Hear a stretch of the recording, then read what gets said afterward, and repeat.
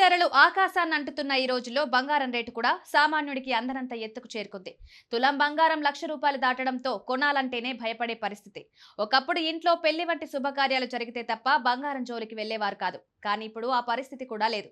బంగారం కొనాలంటే ఒకటికి 2 సార్లు ఆలోచించాల్సిన దుస్థితి నెలకొంది. ఇలా బంగారం ధరలు మండిపోతున్న వేళ కొందరు కేటుగాళ్లు ఇదే అదునుగా భావించి నకిలీ బంగారాన్ని అంటగట్టి అమాయకులను మోసం చేస్తున్నారు. ఇది కొత్తేమీ కాదు. గతంలోనూ ఇలాంటి మోసాలు ఎన్నో వెలుగు చూశాయి. పాత బంగారాన్ని మెరుగుపెట్టి అమ్మడం, తక్కువ క్యారెట్ల బంగారాన్ని ఎక్కువ అని చెప్పి అమ్మడం, రాళ్లలో బంగారం తక్కువగా ఉంచి ఎక్కువ బంగారం చూపించడం వంటి ఎన్నో రకాల మోసాలు జరుగుతున్నాయి. తాజాగా పంచగుట్టలో ఇలాంటి ఒక మోసం వెలుగు చూసింది. హైదరాబాద్ అమీర్పేటలోని ఓ నగల దుకాణానికి పాత కస్టమర్ ద్వారా వచ్చిన 2 వ్యక్తులు తన వద్ద 98 తులాల బంగారం ఉందని నమ్మబలికారు.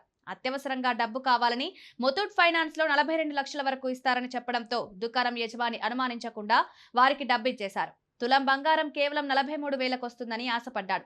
ఆ తర్వాత ఆభరణాలు పరిశీలించగా అందులో 27 తులాల బంగారమే ఉందని తేలింది.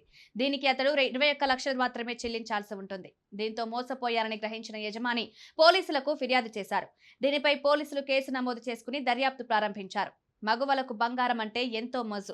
అది కేవలం అలంకరణ వస్తువు మాత్రమే కాదు, ఒక పెట్టుబడి సాధనం కూడా. తరతరాలుగా బంగారం సంపదకు చిహ్నంగా, ఆర్థిక భద్రతకు భరోసాగా నిలుస్తూ వస్తోంది.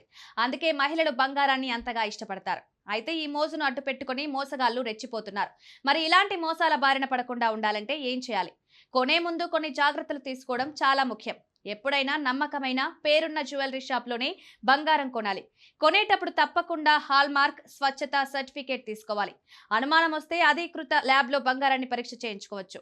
ఆన్లైన్లో తక్కువ ధరలకు వచ్చే బంగారాన్ని అస్సలు నమ్మకూడదు. ఒకవేళ ఎవరైనా ఎక్కువ లాభం వస్తుందని ఆశ చూపిస్తే అది ఖచ్చితంగా మోసపూరితమైన వ్యవహారమని గుర్తించాలి.